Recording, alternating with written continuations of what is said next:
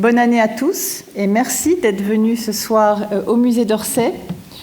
Donc, nous avons la chance de conserver ici, dans cette institution, la plus importante collection d'œuvres impressionnistes qui soit.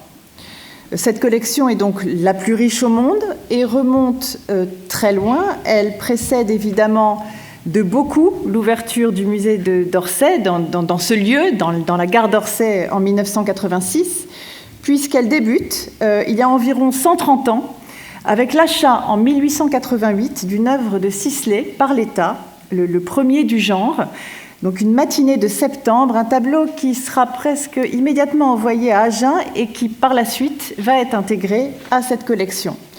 Et puis cette collection d'œuvres impressionnistes de l'État français n'a cessé de s'accroître dès la dernière décennie du XIXe siècle, avec bien sûr le legs Caillebotte, et puis tout au long des années, au fil du XXe et du début du XXIe siècle, et ce jusqu'à une date tout à fait récente, puisque nous avons eu la chance de recevoir en dation, il y a juste quelques semaines, en fait, à la fin de l'année 2023, un très beau tableau de Monet, datant de 1897, sur la falaise de Dieppe, appartenant à une des dernières séries de l'artiste, exécutée sur la côte normande, et qui fait passer à 87 le nombre de peintures de Monet conservées ici au musée d'Orsay.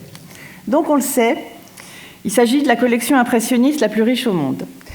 Mais quand j'ai voulu, pour les besoins de cette conférence, établir le nombre exact des œuvres impressionnistes que renferme le musée, un certain nombre de questions ont commencé à surgir. Bien sûr, je rassure tout le monde, il va de soi que toutes sont dûment inventoriées. Mais d'abord, de quelles œuvres s'agit-il? De quoi parle-t-on? Ceci concerne non seulement des peintures, mais aussi des dessins, des pastels, des sculptures, des objets impressionnistes parfois, et surtout, de quels artistes parle-t-on? Donc, comme beaucoup de termes qui désignent d'autres courants artistiques, comme l'art gothique, le baroque, le maniérisme, l'impressionnisme est un terme péjoratif au départ. Un terme péjoratif forgé à partir de préjugés sur une nouvelle façon de peindre, une nouvelle façon de voir le monde. Ici, en l'occurrence, l'opinion, les préjugés d'un journaliste se moquant d'un tableau de Monet que vous connaissez certainement, Impression Soleil Levant, conservé au musée Marmottan-Monet, un tableau qu'il remarque, donc que ce critique remarque en 1874 sur les murs de la première exposition impressionniste, qu'il ne comprend pas et qu'il tourne en dérision. Mais ce terme, donc au départ un méchant colibé de journaliste, a vu sa connotation, son sens, totalement inversé, puisque ce mouvement artistique qu'il en est venu à qualifier est maintenant un des plus universellement appréciés, avec une définition qui s'est énormément élargie à mesure qu'on en a étendu l'étude, sans même parler de ces ramifications néo-impressionnistes ou post-impressionnistes, mais plutôt des impressionnismes étrangers, l'impressionnisme américain, l'impressionnisme australien, l'impressionnisme allemand, à tel point qu'on en arrive à ne plus savoir de quoi il s'agit. Donc pour bien comprendre l'impressionnisme, il faut remonter à sa source et revenir à son acception la plus étroite, c'est-à-dire réserver ce qualificatif aux artistes et aux œuvres ayant exposé ou ayant été exposées dans une ou plusieurs des 8 expositions impressionnistes. Donc 8 expositions qui se tiennent à Paris dans les années 1870 et 1880, sur une période de 12 années, de 12 ans, entre 1874 et 1886, et au cours desquels l'impressionnisme va être montré, va être vu par un public, par des critiques, et il va être nommé.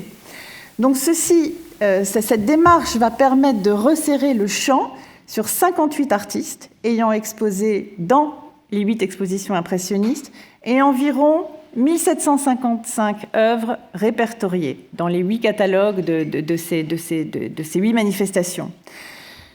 Alors, donc, ceci permet-il d'y voir plus clair et de mieux cerner les caractéristiques de cette peinture? En fait, pas forcément. D'abord parce que dans ces 8 expositions impressionnistes ont été présentées toutes sortes d'œuvres de toute nature, des dessins, des aquarelles, des pastels, des estampes, des émaux, des sculptures, des éventails, des projets décoratifs. Et ensuite, parce que parmi ces envois figurent des œuvres qui, stylistiquement, n'ont rien à voir avec la peinture de la vie moderne, qui ne doivent rien au travail en plein air, qui ne furent pas exécutées rapidement, qui ne furent pas peintes d'un pinceau franc. Alors, je vous en donne un exemple. Par exemple, voilà un tableau de Kals, présenté à la 3e exposition impressionniste en 1877, qui ne présente pas les caractéristiques du mouvement. Et puis aussi, tout simplement, parce qu'à côté des très grands noms de l'impressionnisme, de Cassatt, de Cézanne, Degas, Monet, Morisot, Pissarro, Renoir, Sisley, y ont aussi figuré dans ces expositions un certain nombre d'œuvres tout simplement très secondaires et très éloignées de toute forme d'avant-garde. Donc en résumé, la participation de ces artistes à l'une ou l'autre des expositions impressionnistes n'autorise pas pour autant à les qualifier ainsi. C'est là où les choses se compliquent. Cela étant, si on se penche sur l'histoire et sur le contenu de ces expositions, comme ce que je vais essayer de faire ce soir, on en retire un éclairage véritablement unique sur les motivations de ces artistes, sur leurs principes, sur leurs visions, leurs attentes, puisque dans ces 8 expositions impressionnistes, donc à quelques exceptions près, on ne trouvait pas n'importe quelles œuvres. Elles ne comportaient pas n'importe quelles œuvres et pas n'importe quelle part de la production de ces artistes, mais l'art que ces artistes eux-mêmes avaient choisi de mettre en avant dans ces expositions. Donc, il y a eu tout un travail d'étude qui a été commencé il y a déjà 50 ans, en 1974, au moment du 100e anniversaire de la première exposition impressionniste, qui a été marquée à Paris et à New York par une exposition qui a pris la forme d'une célébration, dont vous voyez le catalogue ici sur l'image en haut, avec justement Impression soleil levant en couverture. Et donc, cette exposition qui s'attachait déjà à identifier précisément les œuvres ayant figuré à l'exposition de 1874, en se fondant sur l'analyse d'articles de presse, de recensions parus dans les journaux de l'époque, et puis des recherches qui ont été poursuivies en 1986 et puis en 1996 par des collègues américains à Washington et à San Francisco, et qui ont été étendues aux 7 autres expositions. Et tout ce travail colossal et d'une rigueur remarquable nous permet de savoir, donc pour une bonne tranche d'entre elles, quelles étaient ces œuvres, alors qu'aucun document photographique ne subsiste de ces expositions, et surtout où elles se trouvent à présent. Et en fait, donc 72 d'entre elles sont aujourd'hui conservées au musée d'Orsay. En effet, au sein des quelques 400 peintures impressionnistes que renferme la collection, 72, ce qui est tout de même un chiffre considérable, ont été montrées dans l'une ou l'autre, parfois dans plusieurs des 8 expositions, donc ce qui fait quelque chose comme 20% si mes calculs sont exacts. Et ce soir, je vais parler de ces 8 manifestations, de 1874 à 1886, en me fondant uniquement sur ces exemples, sur des exemples tirés de la collection du musée d'Orsay. D'abord parce qu'elles sont les plus accessibles, elles sont pour beaucoup accrochées ici, sur nos cimaises, et que c'est l'occasion de valoriser la richesse de notre fonds. Donc ce qu'il faut peut-être en premier lieu rappeler, au sujet de ces expositions qui étaient véritablement des vitrines de l'avant-garde dans les années 1870 et 1880, c'est qu'elles étaient indépendantes, c'est-à-dire planifiées, organisées par les artistes eux-mêmes. Donc tout d'abord, pourquoi des expositions indépendantes? D'où et de qui en est venue l'initiative et quand? Alors ça se passe au début des années 1860, quand de jeunes peintres, donc, et là je parle de Basile, de Renoir, Monet, Pissarro, ces jeunes peintres qui pour certains avaient étudié dans les mêmes ateliers parisiens et se rencontrent, se retrouvent autour d'un goût commun qu'ils partagent, un goût commun de la peinture en plein air, du travail sur le motif. Tous témoignent aussi d'un intérêt pour la vie qui les entoure, pour le monde contemporain, beaucoup plus que pour les sujets mythologiques ou historiques dont une partie du public était encore très friand. Donc pour exposer leur travail et le vendre, en résumé pour faire carrière, ne s'offre alors à ces artistes, pour ainsi dire, qu'une seule voie, qui est celle du salon. Alors le salon, c'est l'événement annuel qui rythme la vie artistique parisienne, une très vaste exposition officielle, donc tout à fait placée sous le contrôle de l'État par la direction des Beaux-Arts, et qui se tient depuis 1857 dans ce gigantesque bâtiment du Palais de l'Industrie, qu'on appelait aussi Palais des Champs-Élysées, puisqu'entre le cours La Reine et l'avenue des Champs-Élysées, et une exposition qui présente toutes les disciplines artistiques, bien sûr peinture, sculpture, art graphique. Et il s'agit d'un forum, il faut bien se représenter que c'est un forum incontournable pour tout artiste voulant faire carrière, c'est-à-dire une voie quasi unique, mais que l'accès à ces cimaises est placé sous le contrôle d'un jury sévère, qui privilégie les œuvres qui correspondent à des critères académiques, donc des œuvres très finies, avec une dimension narrative, une dimension savante, et un jury très peu enclin à admettre en son giron les tendances nouvelles de la peinture. Or, c'est là, donc c'est au salon, qu'à partir du milieu et surtout pendant la deuxième moitié des années 1860, les futurs impressionnistes vont tenter leur chance.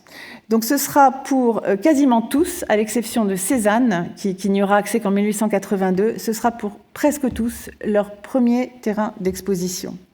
Alors avec des résultats mitigés, ils seront parfois acceptés, souvent refusés, sans aucune forme de constance ni de régularité, ce pour des raisons esthétiques, puisque leur peinture ne présente pas de thème assez noble, mais a une facture trop esquissée, trop lâche, pas assez faite, pour reprendre un terme des critiques de l'époque. Et la lassitude de ces artistes va aller grandissant, ce qui fait qu'à la fin des années 1860, ils explorent la possibilité de se constituer en société anonyme, pour organiser leur propre exposition et prendre eux-mêmes en main le contrôle de leur carrière. Donc en premier lieu, c'est vraiment dans ce contexte-là, dans une dynamique d'opposition au salon, que va être prise l'initiative de la première exposition impressionniste. Alors bien sûr, l'idée d'une alternative à l'exposition officielle n'est pas réellement neuve, puisque c'était tenu en 1863 le Salon des Refusés, là, auquel aussi le bien connu, Manet a exposé son Déjeuner sur l'herbe, qui a fait grand bruit. Alors, d'ailleurs, le Salon des Refusés a ensuite connu de nouvelles éditions jusqu'en 1873. Aussi parce que demeure la possibilité d'expositions indépendantes monographiques du type de ce que Courbet ou Manet avaient organisé eux-mêmes pour mettre en valeur leurs propres œuvres. Et puis aussi parce qu'à ce moment-là, c'est aussi le moment où se développent des expositions de sociétés d'artistes qui sont de plus en plus en vogue, de plus en plus courues, et enfin des expositions de marchands. Mais ce qui va faire la nouveauté du projet des impressionnistes, voulant exposer ensemble, c'est qu'il est mené par les artistes eux-mêmes et non par l'intermédiaire d'un marchand, et par ailleurs sans le discrédit qui s'attachait au fait d'être présenté au Salon des Refusés. Et puis par ailleurs, donc ces expositions vont leur offrir toute la liberté qu'ils recherchent dans la modalité de sélection, de présentation et de commercialisation de leur art. Alors ce projet, il ne verra son aboutissement qu'en 1874, après le tournant que marque la guerre de 1870, la guerre de 70 entre la France et l'Allemagne, dont je vous montre deux images tirées des collections du musée, et puis bien sûr la Commune, dont mon image a disparu, qui va, donc la guerre évidemment qui va mobiliser ces artistes parfois au sens propre, puisque certains sont réquisitionnés, s'engagent, par exemple Basile, qui avait été très actif dans ce projet d'élaboration de l'exposition indépendante, mais qui meurt au combat en 1870. Alors, que se passe-t-il en 1874 ?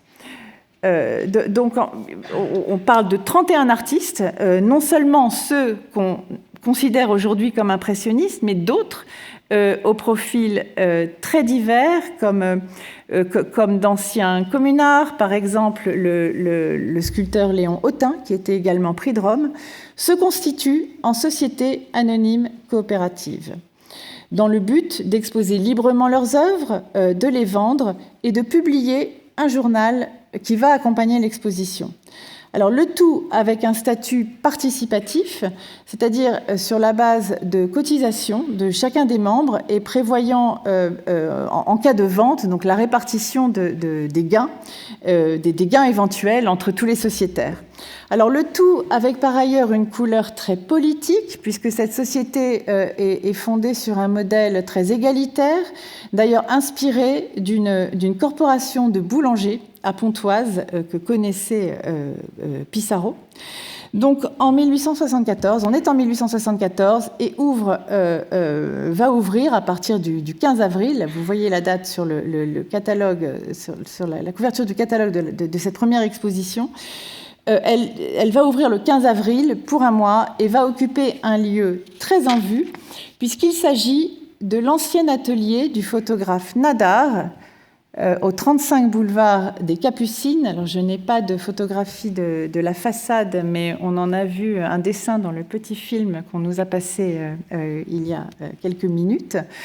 Donc, il s'agit, le boulevard des Capucines, il s'agit vraiment d'un quartier très neuf de la capitale, qui a été tout récemment remodelé par le baron Haussmann. On est au cœur du Paris des commerces, des affaires, des spectacles. Et là, donc dans l'ancien atelier de Nadar, qu'il a quitté quelques années avant, on trouve, répartis sur 2 étages, environ 200 œuvres de toutes sortes, dans un accrochage qui, quand on consulte le catalogue, frappe avant tout par son hétérogénéité. Donc s'y mêlent plusieurs générations d'artistes, des peintres, des sculpteurs, des graveurs, d'obédiences esthétiques et politiques très, très diverses. D'une part, des habitués du salon, comme Lépine, Stanislas Lépine, ou Giuseppe De Nittis, ou qui d'ailleurs, comme presque une douzaine d'autres, exposant chez Nadar en 1874, montrent aussi des œuvres au salon cette année-là. Le graveur et céramiste Félix Braquemont, qui va être numériquement le plus important exposant de la première exposition impressionniste, avec une trentaine de gravures et de dessins. Là aussi, je n'ai pas d'image, mais je vous montre ce tableau d'Ingres dont Braquemont va exposer une gravure, une reproduction gravée à la première exposition impressionniste. Enfin, l'émailliste Alfred Meyer, alors qui lui expose des émaux, de tout un groupe d'émaux à sujet historique ou mythologique, alors qui, en raison de leur titre très générique dans le catalogue de l'exposition de 1974, ne peuvent plus aujourd'hui être identifiés, mais vraisemblablement dans la veine de cette Diane qui est ici conservée au musée d'Orsay. Alors par ailleurs, évidemment, à côté de ce groupe d'artistes, on trouve bien sûr une génération d'artistes plus jeunes, exposant des Parisiennes à la tenue dernier cri, comme celle de Renoir, des danseuses, comme celle de Degas, des vues de Paris aux allures d'instantané, ou bien des paysages directement observés et rapidement exécutés. Donc l'effet est réellement celui d'un vaste mélange d'objets et de styles, et même parmi les tenants de la nouvelle peinture, les styles s'entrechoquent.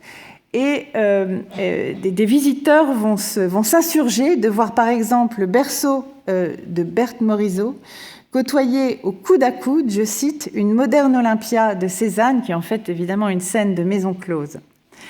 Donc d'ailleurs, particulièrement les œuvres de Cézanne sont particulièrement jugées subversives dans le cas d'une moderne Olympia, choquantes à la fois par leur sujet, par leur facture, et vont être particulièrement brocardées par la critique, qui n'épargne pas non plus Pissarro, avec notamment la gelée blanche, au sujet de laquelle le critique Leroy parlera de gratture de palette pour qualifier la matière très rugueuse de la couche picturale.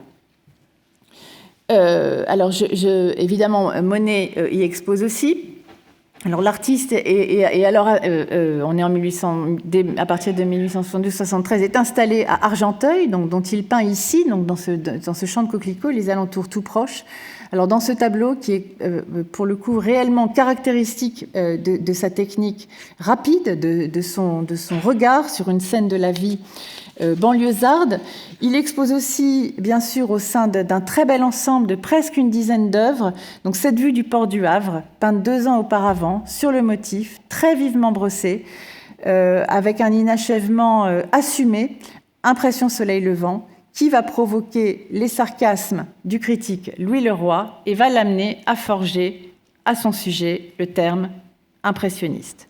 Et donc, dès lors, le mot est lancé, et pas seulement sous la plume railleuse et assez futile, finalement, et très superficielle de Leroy, mais aussi dans les commentaires d'autres critiques qui voient de cette exposition, qui n'a pas d'unité esthétique, d'aucune sorte, en fait, qui voient se dégager un noyau d'œuvres que certains vont appeler l'école de l'impression. Alors, commercialement, l'exposition n'a pas été rentable quand elle ferme un mois plus tard. D'ailleurs, loin de là, puisque seulement 4 œuvres en tout sur 165 au catalogue vont trouver preneur.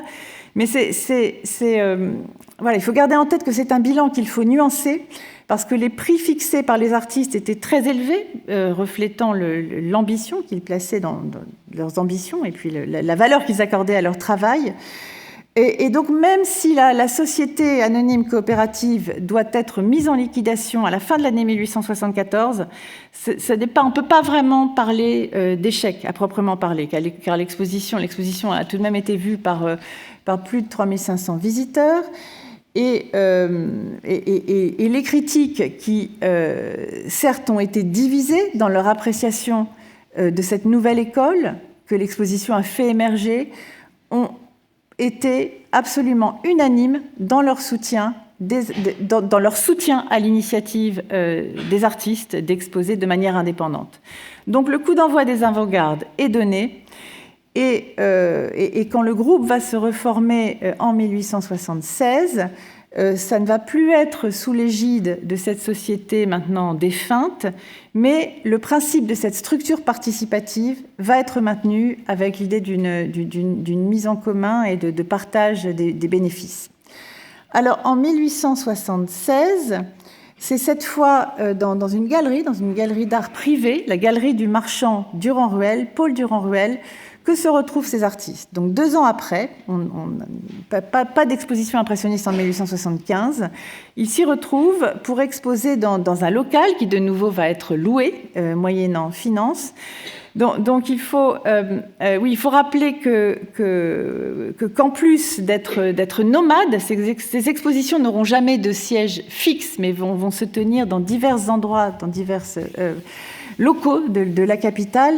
Ces expositions ne se tiendront pas selon un rythme régulier. Elles n'ont pas de périodicité fixe et prédéfinie, mais elles vont plutôt se reformer au gré des circonstances, de la disponibilité des uns et des autres, et dans une configuration qui sera toujours renouvelée, avec toujours des désistements, toujours des nouvelles recrues, donc avec un casting qui ne cesse d'évoluer et dont les contours seront toujours fluctuants.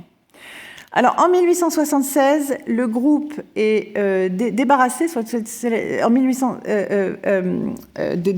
débarrassé, pour ainsi dire, de sa frange d'artistes plus mineurs et d'habitués au salon, et il est rejoint par Caillebotte, Gustave Caillebotte, qui dès lors va jouer un rôle clé dans l'histoire de ces manifestations, en particulier en leur apportant son soutien financier non négligeable. Donc Caillebotte, en 1876, il montre entre autres ses raboteurs de parquet, donc un tableau que le jury du Salon lui avait refusé l'année précédente. Enfin, Monet, bien sûr, qui ici, en 1976, alors cherche vraiment à faire valoir toute l'étendue de son talent, toute sa versatilité en tant que peintre, et bien sûr a suscité des commandes. Donc à ces fins, il expose des paysages, des paysages d'Argenteuil, mais aussi donc ce grand panneau décoratif du déjeuner, donc destiné à éventuellement recueillir des commandes de collectionneurs. Sisley, lui, envoie des paysages de Port-Marly, de Marly-le-Roi, dont cette inondation d'une très grande subtilité et que je vous montre parce qu'elle vient de faire l'objet, le tableau vient de faire l'objet d'une restauration qui lui a réellement rendu toute sa fraîcheur. Enfin, Renoir, alors avec plusieurs portraits, ce tableau plus ancien présentant Basile, donc son ami défunt, en 1867, un très beau portrait de Monet, et notamment cette étude de torse de femme au soleil qui va, alors là pour le coup, scandaliser par son traitement extrêmement libre et audacieux de la lumière qui, comme vous le voyez, dessine des sortes de taches claires et bleutées sur la peau du modèle que des critiques particulièrement peu amènes vont comparer à un corps en putréfaction. Alors, on passe en 1877. Alors, c'est sans doute en 1877, donc année importante dans l'histoire de la formation des expositions impressionnistes. C'est sans doute en 77 que ce qu'on appelle la nouvelle peinture, donc pour reprendre un terme que le critique Duranty vient d'utiliser pour la définir, va se présenter au public sous son jour, peut-être le plus unifié, le plus cohérent, dans une exposition qu'on a tendance à considérer comme une sorte d'aboutissement du projet que ces artistes initient en 1874. Et donc dont les intentions éclatent sous les yeux des visiteurs avec une nouvelle unité. Donc c'est aussi l'année où les impressionnistes vont désormais faire leur ce terme, donc en fait qui était une insulte, un juron dont on les avait affublés 3 ans avant. Ils vont en 1877 cautionner ce terme, l'adopter, l'endosser, à la fois à l'entrée de l'exposition de 1877 sur des enseignes et l'adopter en guise de titre à une revue artistique dont la publication avait été prévue dès 1874 et qui accompagne l'exposition de 1877 et qui va paraître sous la forme de 4 numéros. Alors, l'exposition est bien reçue. Je montre quelques exemples de tableaux y ayant figuré. Donc, ce Caillebotte, peintres en bâtiment, des pastels de Degas, super pastel de Degas, évidemment, l'absinthe, de Monet, le coin d'appartement, et bien sûr les dindons, autre exemple de son travail de décorateur, et la gare Saint-Lazare. Donc c'est un véritable festival de l'impressionnisme avec des œuvres d'une qualité exceptionnelle. L'exposition va être bien reçue, va même engranger des bénéfices, certes modestes, mais ce qui reste néanmoins une première. Et bien sûr, le bal du Moulin de la Galette, qui a figuré donc, pour la première fois dans cette 3e exposition impressionniste en 1877. Et enfin, j'ajoute que si le musée d'Orsay est aussi riche de la plupart des chefs-d'œuvre ayant été montrés dans cette 3e exposition impressionniste en 1977, c'est parce que ces tableaux furent ensuite acquis par Gustave Caillebotte et qu'ils firent par la suite partie de son legs à l'État quelques 18 ans plus tard. Alors, j'hésite à égrener chacune de ces expositions successives parce que cela pourrait vous lasser. mais je pense qu'il est important de rappeler que parmi toutes les caractéristiques communes à ces 8 expositions figurent quelques grands traits. D'abord, la présence d'artistes femmes au sein de ces expositions, qui est une constante de la première édition à la dernière, alors renforcée à partir de 1879 par l'arrivée de 2 exposantes, Mary Cassatt et Marie Bracmont. Alors Mary Cassatt allant devenir un des piliers de ces manifestations. Et elles seront 5 en tout, donc il y en a 2 qu'on oublie souvent, évidemment Berthe Morisot, Marie Bracmont, Mary Cassatt, et puis 2 beaucoup moins connus sur lesquels on ne sait pas grand-chose, la comtesse de Luchère, qui présente un tableau en 1874, et la marquise de Rambures, qui aurait exposé 3 fois avec les impressionnistes en 76, 77 et en 86, sous un pseudonyme de Jacques François, mais sur lequel il restera encore beaucoup de travail à faire. Donc c'est aussi en 79 que commence à se poser avec plus d'acuité qu'auparavant la question du salon, en fait, du positionnement de ces artistes par rapport à l'exposition officielle. Alors, qu'est-ce que je veux dire par là ? On a vu qu'en 1874, un bon tiers des participants y exposent aussi. Donc, ont à la fois des œuvres du côté exposition impressionniste et au salon. Alors que ces 2 expositions se chevauchent, puisque elles ont des dates, elles se chevauchent pendant 2 semaines. Mais ceux qui y sont admis, ils montrent leurs œuvres sans que ça soit un principe excluant. Or, cette fois, en 1879, Degas en particulier va imposer l'idée d'une présence exclusive dans un camp ou dans un autre. Donc soit au salon, soit aux artistes, soit chez les artistes indépendants, puisqu'en 79 c'est comme ça que se nomme cette exposition. Et ceci va entraîner cette année-là le départ de Renoir vers le salon, puisque Renoir continue à être séduit par les perspectives de carrière qu'offre le salon. Et puis il va être suivi donc l'année d'après par Monet et puis par Sisley dans son sillage. Donc, en 1879, voilà ce qu'on peut voir sur les cimaises de la 4e exposition impressionniste. Donc, de nouveau, de très beaux caillebottes, surtout des scènes de canotage ou de baigneurs dans la rivière Hyères. Alors, je m'attarde un peu plus sur cette partie de bateau, qui, là aussi, fait partie des acquisitions très récentes du musée, superbe, spectaculaire acquisition l'année dernière. Donc d'un baigneur au pastel par caillebotte, de Monet, des vues urbaines, enfin évidemment une rue pavoisée, des chargeurs de charbon, mais aussi des vues de Véteuil, alors où il s'est retiré en 1879. Il n'est pas très présent dans le processus d'organisation de la 4e exposition impressionniste, puisqu'il est auprès de sa femme, de son épouse Camille, qui à ce moment-là est malade et qui va décéder quelques mois plus tard, en septembre 79.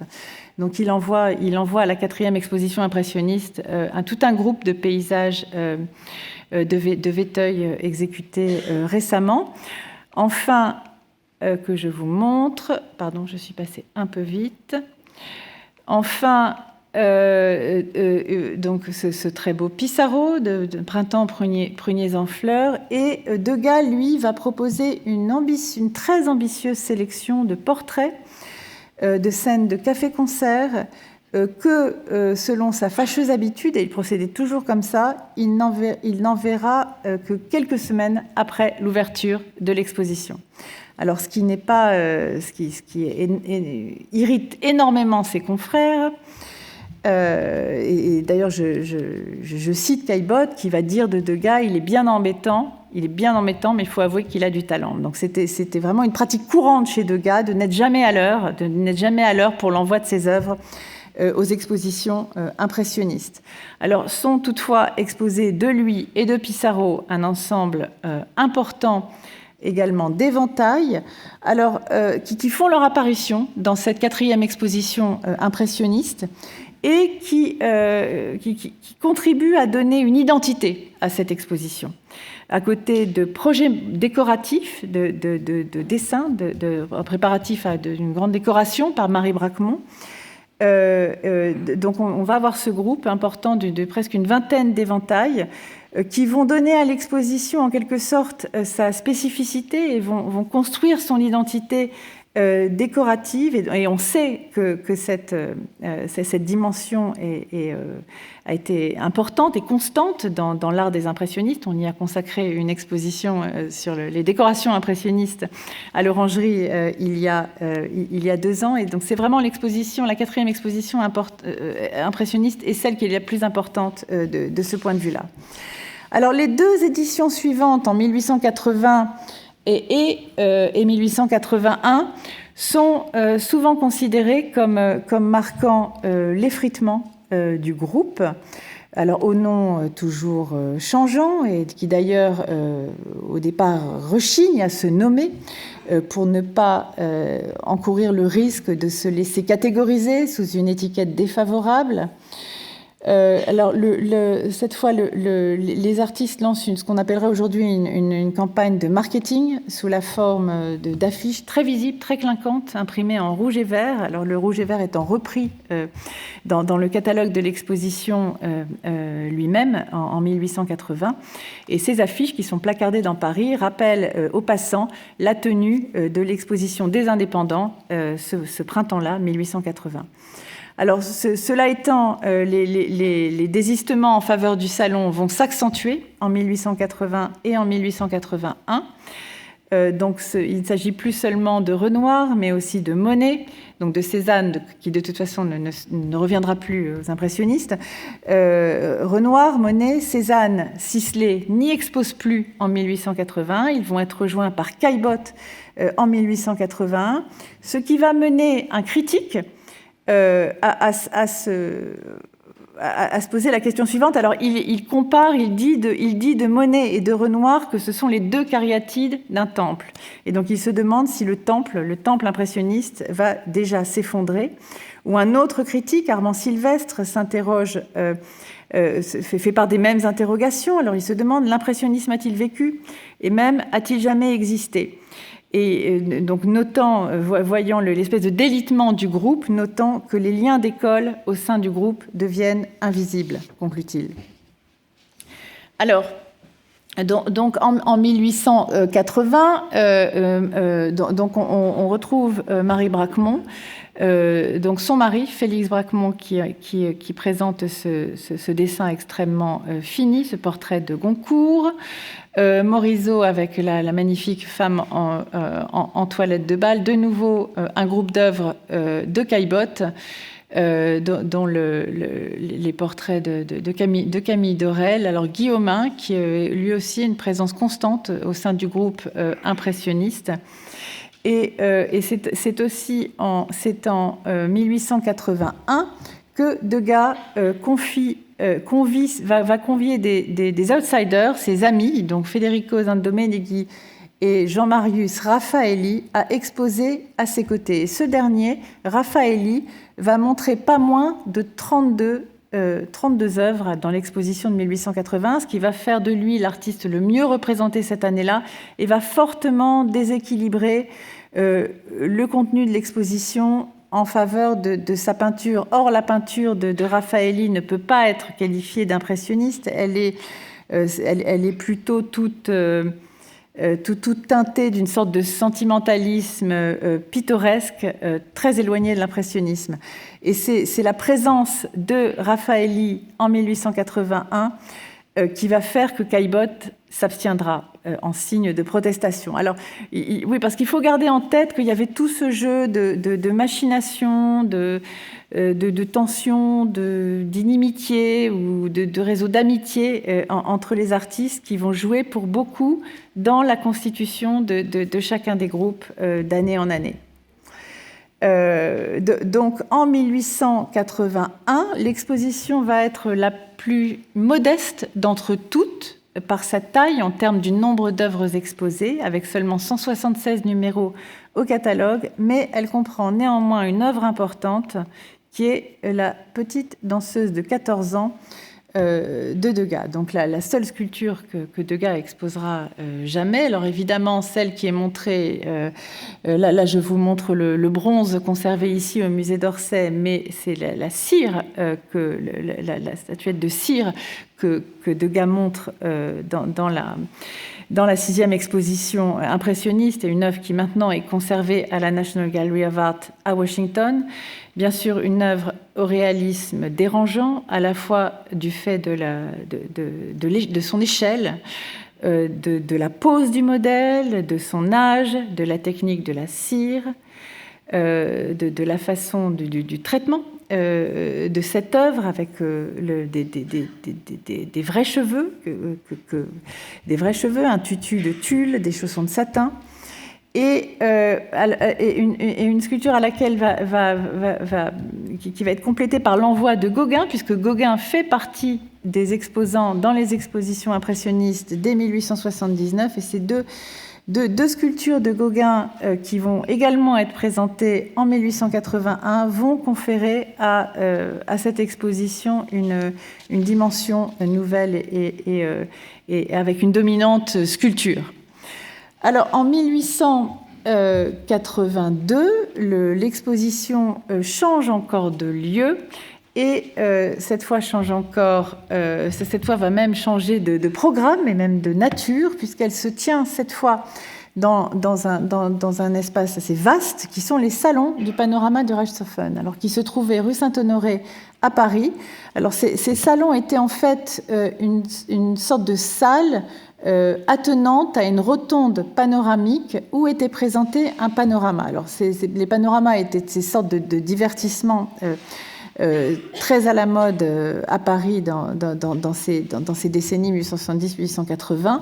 Donc, ce panorama présentait une évocation de la bataille de Reichshoffen, donc une des batailles de la guerre de 70, c'est-à-dire une recréation à très grande échelle de la campagne alsacienne au moyen de peintures monumentales. Alors, ce qui va amener des critiques à ironiser sur la dimension guerrière de l'art présenté dans ce panorama. Alors, en parlant des impressionnistes, ils reviennent aujourd'hui à la charge, mais hélas, leurs rangs sont bien clairsemés.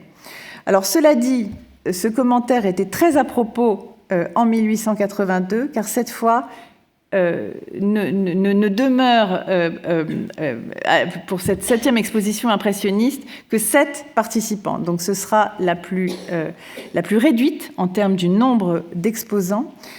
Mais cela dit, comme l'exposition de 1877, cette exposition va se distinguer des autres par son homogénéité tout à fait remarquable, à la différence près que son mode d'organisation est bien distinct et bien différent. Même si Caillebotte y est associé de très près, puisqu'il va... alors là, cette année-là, lui, il va poser pour condition à sa participation que Raffaelli soit écarté. Alors, ce qui sera le cas et ce qui fera que cette fois, c'est Degas qui s'abstiendra. Et donc, par conséquent, Cassatt aussi. Bref.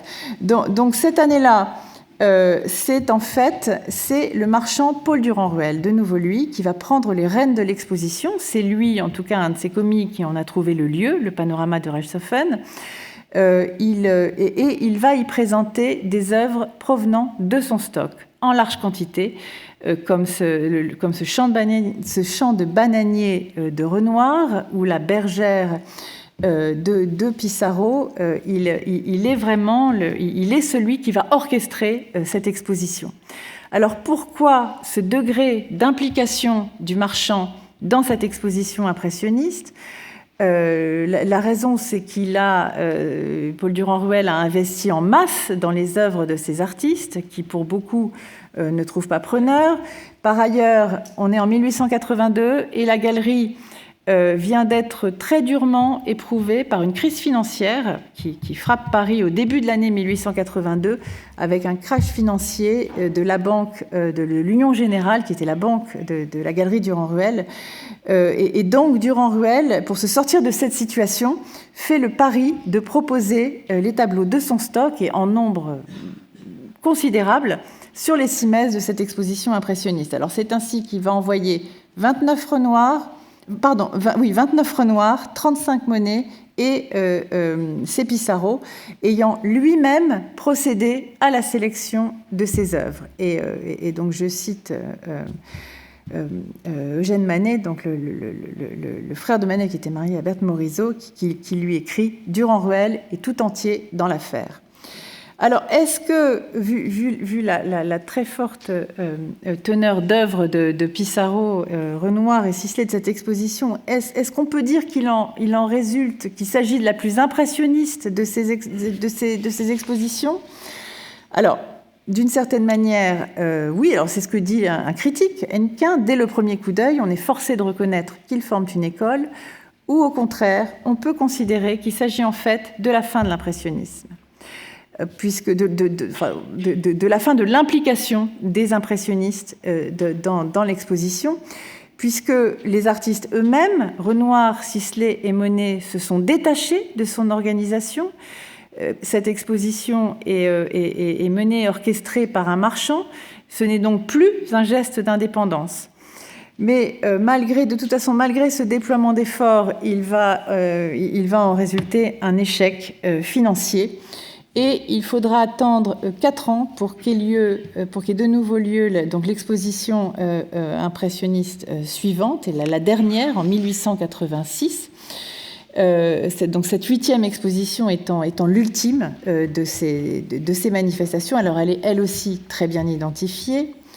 Donc voilà d'autres exemples de tableaux montrés en 1882. De nouveau Gauguin. Et on passe en 1886. Alors celle-ci va occuper encore un autre espace à Paris, cette fois au premier étage d'un restaurant qui s'appelait la Maison Dorée, rue Laffitte.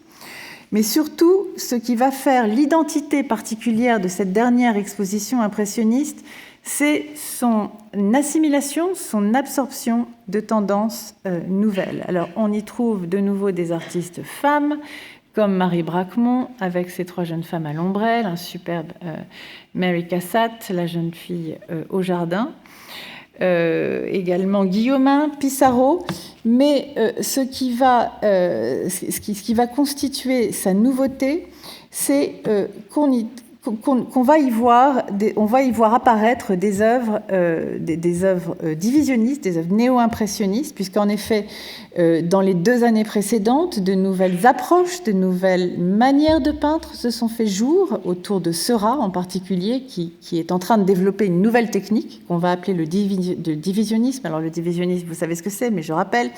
Donc ça consiste à ne pas mélanger les couleurs sur la palette ni sur la toile, mais de les appliquer en touches juxtaposées afin que ce soit l'œil qui en opère la fusion.